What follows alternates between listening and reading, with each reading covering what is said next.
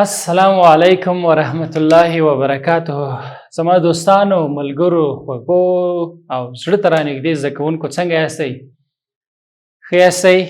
مننه. کور مو آباد، خوشحاله اوسئ. زه هم خوشحاله یم او هم ښه یم او هم جوړ یم او هم څنګه یم؟ تازه یم.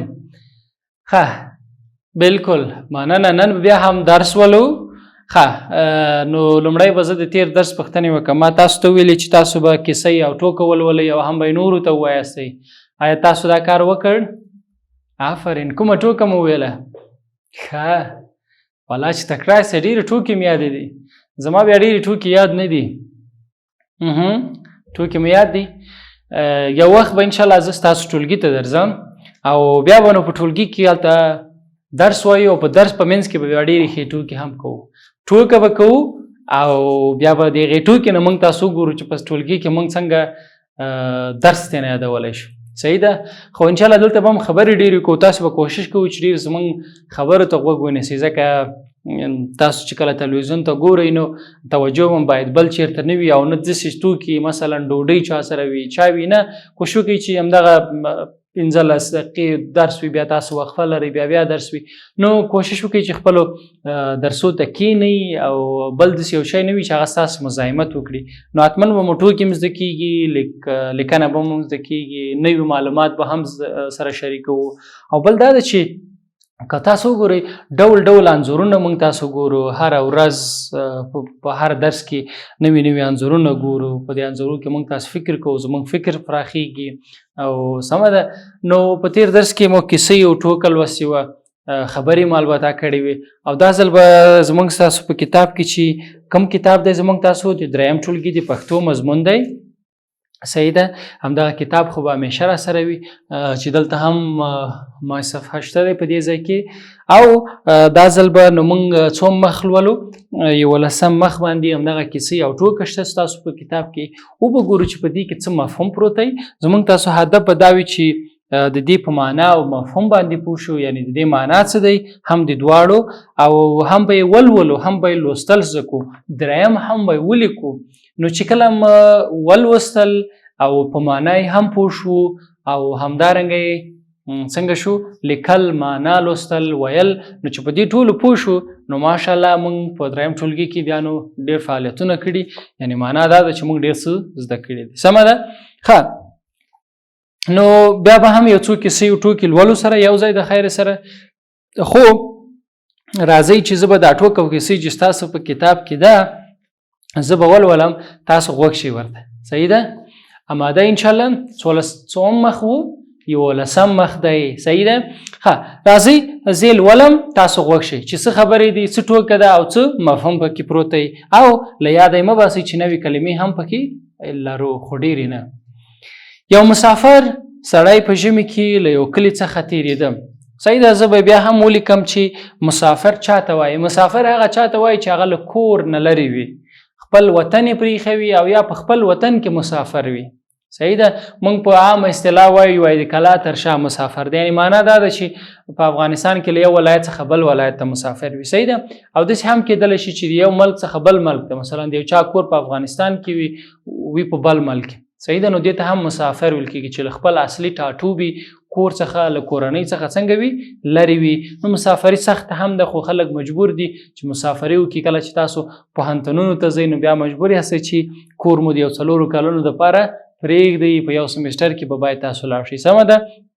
که ژوند و تاسو به 12 ټولګی هم خلاص کړئ او بیا به مسافر شئ، نو مسافري هم بیل خوند لري او ستونزې هم لري. نو چې ستونزې نه وي خوند همداسې نه راځي. سمه ده؟ نو دې ته مسافر وایي. یو سړی په ژمي کې له یو کلي څخه تېرېده. ژمی هم و، واوره هم و، ډېره زیاته یخني هم و. نو یو سړی په دې ژمي کې چې و همداسې روان و چې ته اخر چې وشو یو کلی مخې ته ورته راغی. چې راغی بیا څه وشو؟ د کلي سپي پرې راټول شول. استغفر الله. نو ګورئ په کلو بانډو کې خو سپي ډېر زیات وي. نو یو خو هغه لیونیان سپي وي، یو په کورونو کې خلکو ساتلي وي. نو کله چې دا سړی تېرېدو نو سپیان پوه شو چې دا سړی د دې کلي نه ده.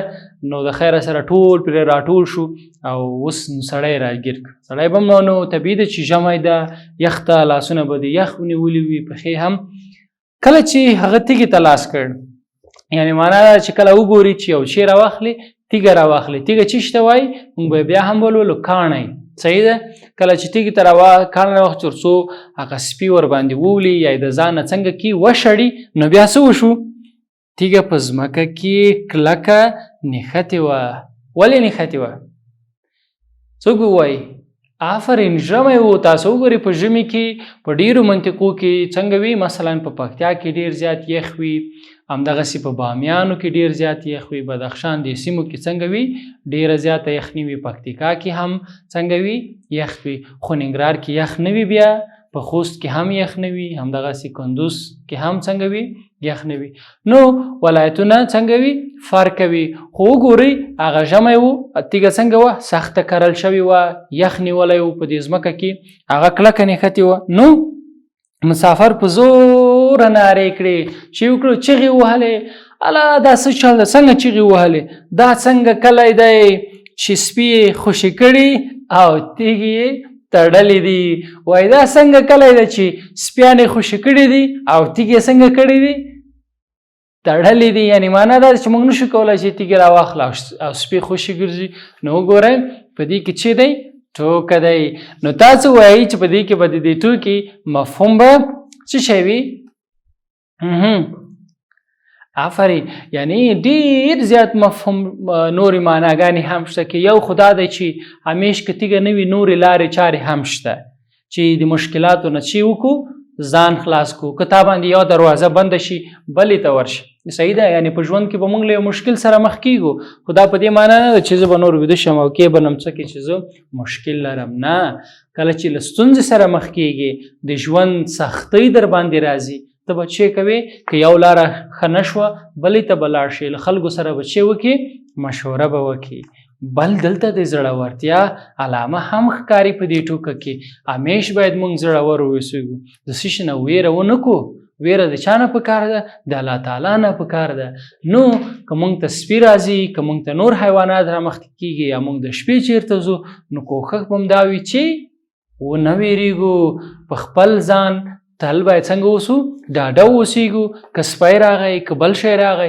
باید د هغوی سره چې وکړو مبارزه وکړو اوس که کاڼي تړل شوي دي که کاڼي په ځمکه سریښ دي نورې لارې هم شته وګورئ مجموعاً کله چې سپیان په چا راټولېږي نو که ترېنه منډه دې کړه هغه سپیان چې کوي په یو چا پسې منډه وهي خو که یو څوک با تدبیره شخص وي که یو څوک داسې څوک اوسېږي چې هغه څنګه وي مثلا چې هغه فکر کار کوي نو هغه ودرېږي صحیح ده نو که جنجال دی ورسره شروع که هغه هم حیوانات دي په خبره نه پوهېږي جنجال کوي نو ډېرې لارې چارې شته دی چې دوی کې زړورتیا هم شته او په دې کې دا ده چې موږ باید د ستونزو په وړاندې څنګه شو قوي واوسېږو زر ماتې ونه منو چې اله کاڼي تړل شوي دي نور خو یې زه وخوړلم او مړ شوم نه مبارزه وکړو نورې لارې چارې باید ولټوو او له فکر څخه چې وکړو کار واخلو نو موږ به هغه وخت له مشکلاتو څخه په امان اوسېږو صحیح ده او بل دا دی چې کله یو څوک چیرته ځي مسافریږي باید د مسافرۍ ټول توکي ورسره مثلا که ته چیرته محصل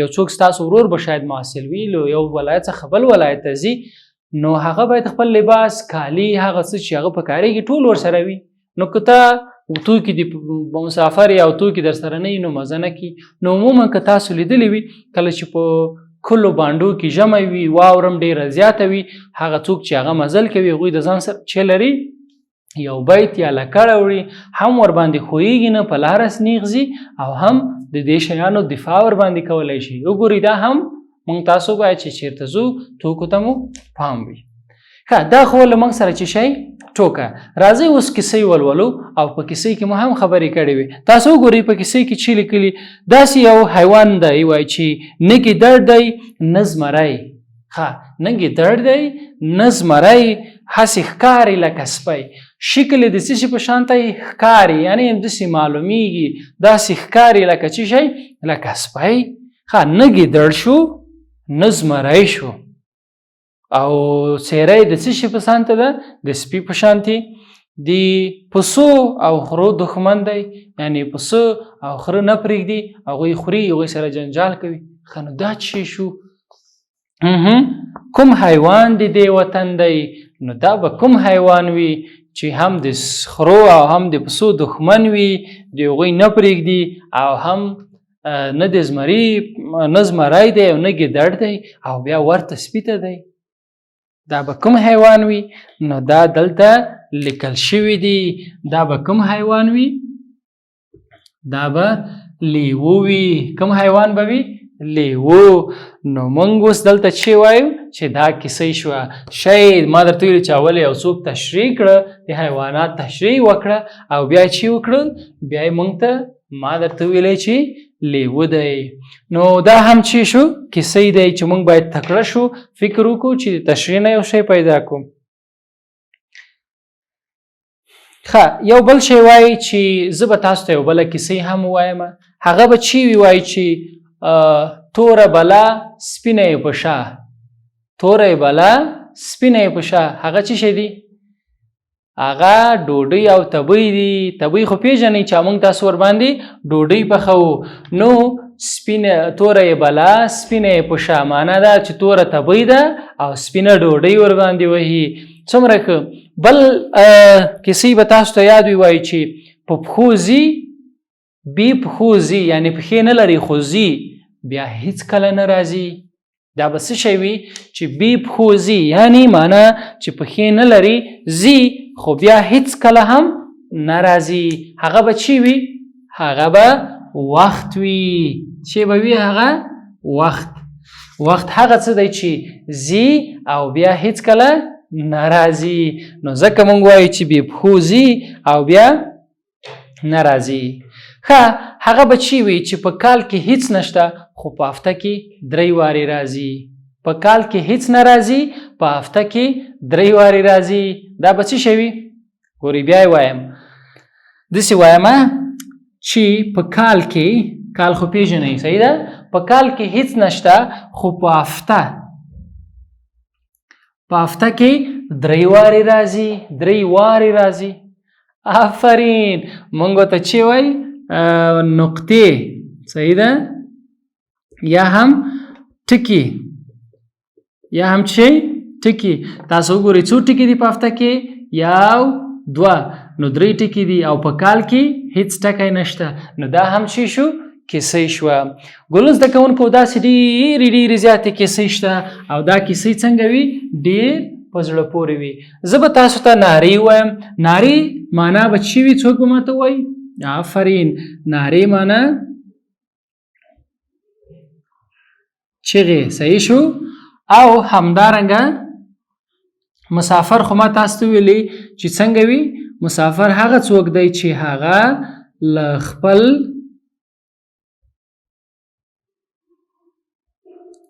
کور څخه لرې وي. لرې په دې معنا نه چې بل ځای ته تللی وي. صحیح شو. لرې په دې معنا چې هغه څنګه وي؟ له خپل کور څخه نه وي، شپه ورځې بل چېرته وي. صحیح شو. او تیږه بیا چې شي ته وایي؟ تیږه وایي کاڼی. صحیح شو. کاڼی څه شي ته وایي؟ تیږې ته وایي. ګولو زده کوونکو دا هم زموږ ټوکه او کیسۍ وې. تاسو به چې وکئ هم به دا په جملو کې استفاده کړئ، 3 جملې به جوړې کړئ او هم به 2 ټوکې او 2 کیسۍ نورې پیدا کړئ او له خپلو همصنفیانو، ملګرو او کورنۍ غړو سره به یو ځای ستاسو په خپل کور کې سره څنګه کوي؟ یو بل ته ووایاستئ او په مطلب یې باید خبرې وکړئ چې د دې کیسۍ او یا د دې ټوکې مطلب څه و. نو اوس به ما ته اجازه راکړئ، زه به لاړ شم. په راتلونکي درس کې به زه بیا تاسو ته حاضر شم. ومن الله توفیق. د خدای په امان.